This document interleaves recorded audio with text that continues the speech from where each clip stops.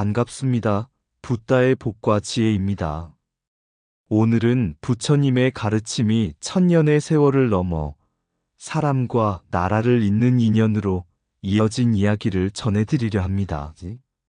우리가 서 있는 이 자리는 단순한 옛 사찰이 아니라 부처님의 법이 숨쉬고 수행의 향기가 지금도 머무는 영취선사입니다. 고려의 상인 고용보의 깊은 신심에서 비롯된 이 도량은 원나라 황후가 된 기왕후의 귀의로 더욱 빛이 났고, 나옹 스님과 무학 스님 같은 대선지식들이 정진한 성지로 남았습니다. 이처럼 한 사람의 믿음과 한 시대의 발언이 이어져 오늘의 역사를 만들었듯, 부처님의 진리는 언제나 한 마음의 정성에서 시작됩니다.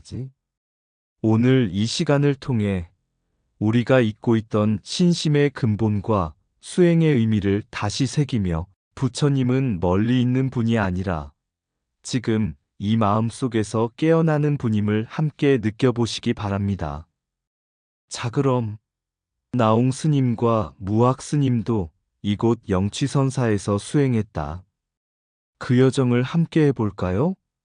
고려 말 중국 방사년 깊은 산속의 영취선사에는 한겨울의 눈이 소리 없이 쌓이고 있었다. 작은 암자처럼 고요한 그 절에는 두 명의 젊은 수행자가 있었다. 한 분은 나옹핵은, 다른 한 분은 무학자초였다. 두 스님은 고국을 떠나 머나먼 이국 땅에서 오직 부처님의 가르침을 구하고자 마음을 내었다. 하루는 눈이 허리까지 쌓인 날, 나옹 스님이 무학 스님에게 물었다. 눈이 이렇게 내리니 모든 것이 멈춘 듯하네. 이 고요 속에서 그대는 무엇을 보십니까? 무학 스님이 잠시 눈을 감고 대답했다. 눈송이는 떨어지지만 떨어지는 곳은 텅 비어 있습니다. 내가 본 것은 떨어지는 눈이 아니라 그 눈을 받아들이는 마음입니다. 그 말을 들은 나옹 스님은 미소를 지었다. 그대는 이미 부처님의 마음을 보았구나.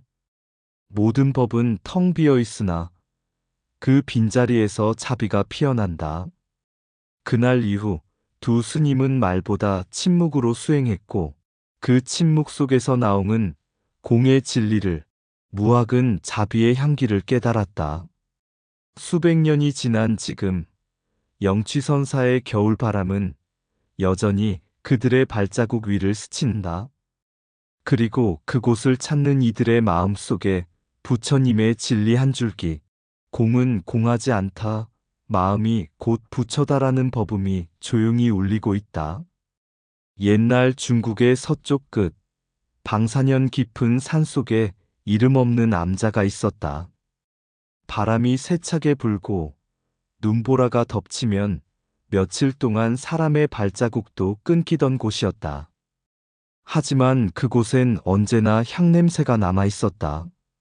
한 무명의 스님이 홀로 기도하며 절의 불빛을 지켰기 때문이다. 어느 날 멀리 고려 땅에서 온 상인 한 사람이 그 암자를 찾았다. 그의 이름은 고용보였다. 그는 많은 재물을 모았지만 마음 한구석엔 늘 허전함이 있었다. 나는 바다를 건너 이국에서 살지만 부처님의 빛은 어디에나 계시지 않은가. 이곳에 부처님의 법등이 꺼지지 않도록 해야겠다. 그는 자신의 모든 재산을 내놓아 절을 복원하기로 했다. 그러나 그 일은 하루 이틀로 될 일이 아니었다. 산을 깎아 돌을 다듬고 나무를 옮기며 27년의 세월이 흘렀다. 그동안 그는 늙었고 세상은 변했지만 부처님께 바친 그의 서원은 한결같았다. 절이 완성된 날, 고용보는 조용히 합장하며 말했다. 이 몸은 덧없으나 신심은 부처님의 법 안에서 영원하리라. 그의 기도는 마침내 원나라 황후가 된 고려 여인 기왕후의 귀에 닿았다. 그녀는 고국의 이름으로 지어진 그 절을 찾아와 참배하며 눈물을 흘렸다. 부처님, 이곳에 우리 조국의 숨결이 살아있나이다. 한 사람의 신심이 이렇게 한 나라의 인연을 잇는구나. 그날 이후 영취선사는 단순한 절이 아니라 한 마음의 믿음이 세월을 넘어 꽃 피운 도량이 되었다. 고용보의 손은 흙을 다듬었지만 그의 마음은 부처님의 진리를 세웠고 기황후의 눈물은 권세가 아닌 신심의 향으로 남았다. 그리하여 영취선사는 우리에게 이렇게 속삭인다. 부처님은 멀리 계시지 않다. 한 사람의 진실한 믿음이 곧 법당이요. 그 믿음이 세상을 잇는 다리가 된다. 부처님은 멀리 계시지 않다. 믿음의 한마음이 곧 부처의 자리다. 재물은 한순간의 그릇이지만 신심은 천년의 등불이 된다. 인연은 스스로 찾는 것이 아니라 진심으로 행할 때 다가온다. 한 사람의 정성은 천명의 공양보다 깊은 공덕을 낳는다. 절을 세운 손보다 더 귀한 것은 그 마음을 세운 서원이다. 보시는 제물로 하는 것이 아니라 마음을 내는 것으로 완성된다. 부처님께 드리는 진정한 오퍼링은 믿음과 깨달음이다. 흙은 언젠가 사라지나 신심은 시간 위에 남는다. 나라가 다르고 말이 달라도 진심은 불법의 길 위에서 하나다. 무너진 절은 다시 세울 수 있으나 꺼진 믿음은 다시 일으키기 어렵다. 공덕은 쌓는 것이 아니라 나누는 가운데 스스로 깊어진다. 부처님의 법은 돌벽에 새기는 것이 아니라 믿는 이의 가슴에 새겨진다. 한 사람의 신심이 역사를 만들고 한 마음의 자비가 세상을 잇는다. 세월은 사라져도 서원은 사라지지 않는다. 그것이 불심의 길이다. 부처님께 이르는 길은 멀리 있는 산이 아니라 믿음이 피어나는 내 마음 안에 있다. 중국 방사년의 영취선사는 안개가 자욱한 새벽이면 종소리만이 깊은 산골을 울렸다. 그 종소리를 따라 한 사나이가 산문을 넘어왔다. 그가 바로 고려의 고승, 나옹해근이었다. 그는 바다를 건너온 수행자답게 낯선 산천에서도 조금의 두려움이 없었다. 그의 눈은 흔들림이 없었고 발걸음은 마치 이미 이 길을 아는 듯했다. 몸은 먼 나라에서 왔으나 마음은 이미 법 안에 머무르나니 그는 이렇게 읊조리며 법당 앞에 앉았다. 며칠 뒤 또 한 사람의 젊은 스님이 그곳에 당도했다. 무학자초였다. 그는 나옹의 이름을 듣고 법을 배우기 위해 먼 길을 걸어온 제자였다. 두 스님은 같은 도량에서 함께 수행했다. 봄에는 산빛 아래 새소리를 경전 삼고 겨울에는 바람의 소리를 참선의 벗으로 삼았다. 그들은 서로에게 가르침을 구하지 않았다. 대신 침묵 속에서 서로의 마음을 비추었다. 어느 날 무학이 물었다. 스승님, 깨달음은 멀리 있는 것입니까? 나옹은 미소를 지으며 차를 따랐다.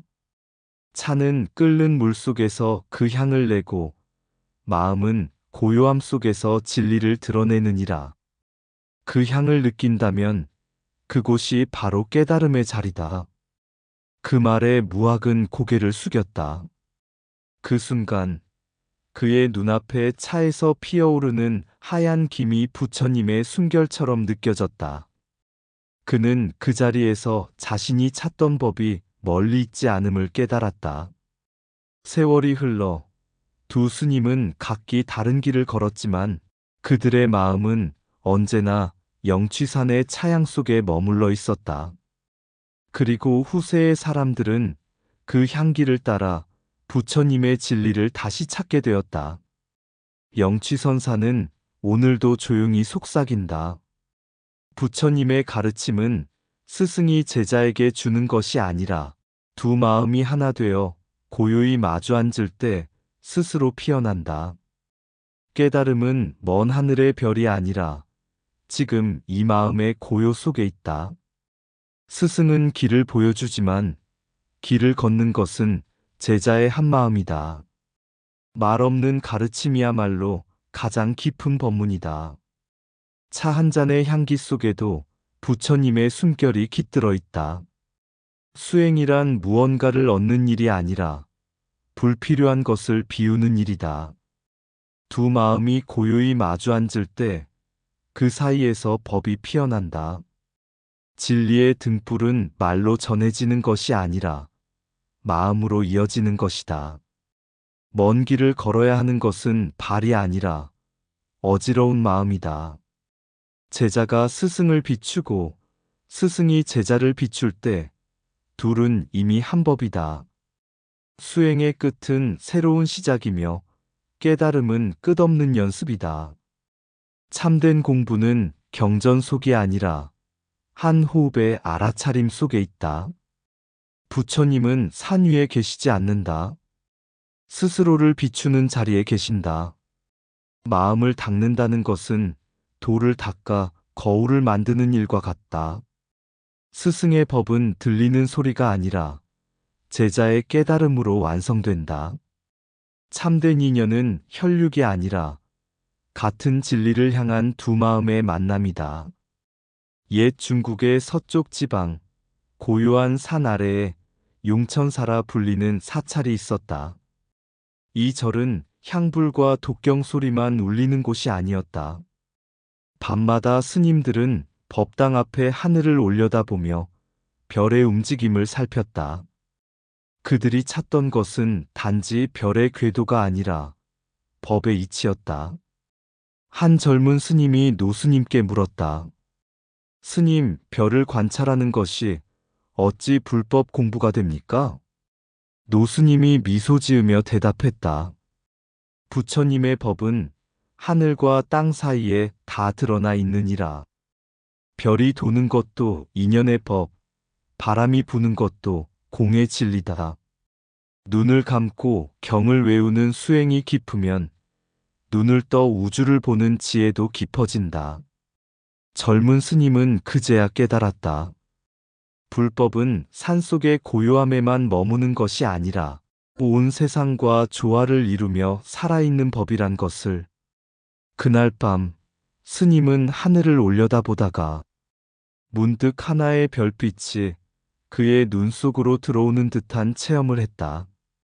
그 순간 그는 중얼거렸다. 부처님은 경전 속에만 계시지 않으시다. 이 광활한 하늘 속에도 한 송이 풀잎의 이슬에도 깃들어 계신다.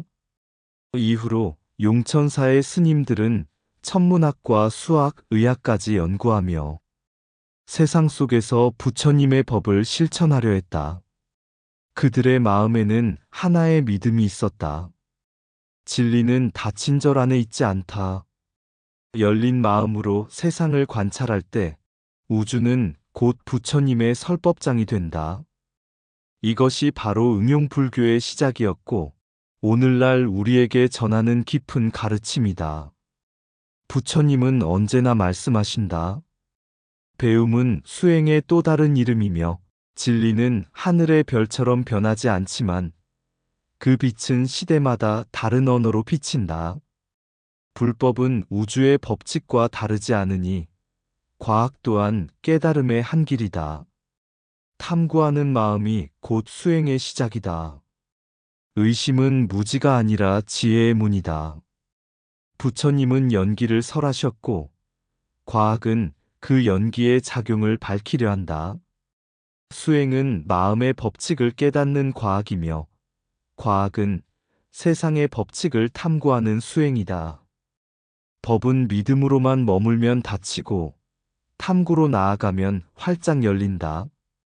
불법은 종교의 이름을 넘어 진리의 탐구이며 과학은 그 탐구의 또 다른 언어다. 부처님은 보라 하셨다. 보고 듣고 깨닫는 일은 곧 과학의 길이다. 진리를 사랑하는 마음은 기도하는 마음과 다르지 않다. 부처님의 연민은 세상을 구하려는 의지요. 과학자의 탐구는 세상을 밝히려는 뜻이다. 마음을 밝히면 우주가 밝아지고 자연을 이해하면 본성에 가까워진다. 신앙이 닫히면 미신이 되고 과학이 닫히면 오만이 된다. 부처님은 중도를 설하셨다. 그것은 믿음과 이성의 균형이요. 신앙과 과학의 조화다. 수행자는 내면의 별을 보고 과학자는 하늘의 별을 본다. 그러나 그 빛은 하나다. 깨달음은 경전 속에도 있고 현미경 속에도 있다. 진리는 모든 것 속에 머문다. 용천사에는 옛날 천문학과 불학을 함께 연구하던 승려들이 있었다. 그들은 하늘의 별을 관찰하며 인연과 무상을 깨닫고 물의 흐름과 바람의 방향에서도 법의 이치를 보았다. 영취선사는 밤마다 별자리를 살피며 제자들에게 말했다. 이 우주는 부처님의 법신과 같아서 한 점 먼지 속에도 무한한 세계가 깃들어 있느니라. 어느 날 한 제자가 물었다. 스님, 불법과 과학은 다른 길이 아닙니까? 선사는 미소를 지으며 대답했다. 다르지 않다. 하나는 밖을 보고 하나는 안을 본다. 그러나 둘 다 어둠을 밝히려는 마음에서 비롯되었다. 그 제자는 그 말에 깨달음을 얻고 이후 경전을 공부하면서 동시에 별의 운행을 기록했다. 그는 말하였다. 과학은 법을 증명하려는 손이며 불법은 진리를 체득하려는 마음이다. 손과 마음이 함께할 때 세상은 밝아진다. 오늘날 우리에게 필요한 것도 바로 그러한 열린 사유의 정신이다. 불법은 닫힌 믿음이 아니라 살아있는 탐구이며 과학은 차가운 지식이 아니라 지혜를 향한 또 하나의 길이다. 부처님께서 말씀하신 모든 것은 인연으로 생하고 인연으로 멸한다는 가르침은 곧 우주의 법칙이다. 그러니 신앙과 학문, 수행과 과학은 다르지 않다. 둘 다 진리를 향한 걸음이며 그 걸음 위에서 인간은 마침내 자신과 우주가 하나임을 깨닫는다. 하늘의 별이 피고 마음의 법이 흐른다.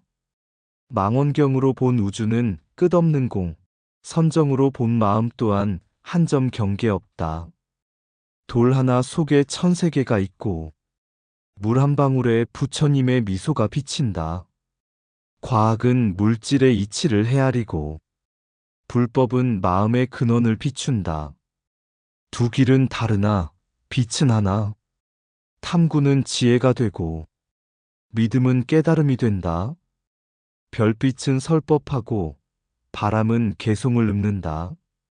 모든 법은 연결되어 있고 모든 존재는 서로의 증명이 된다. 오늘도 용천사 하늘에 별이 반짝인다. 그 빛은 경전의 글자여 그 어둠은 수행자의 고요한 마음이라. 이상 붓다의 복과 지혜였습니다. 오늘도 복지 구족한 날 되세요. 구독과 좋아요는 붓다의 복과 지혜를 밝히는 큰 자비의 등불이 됩니다.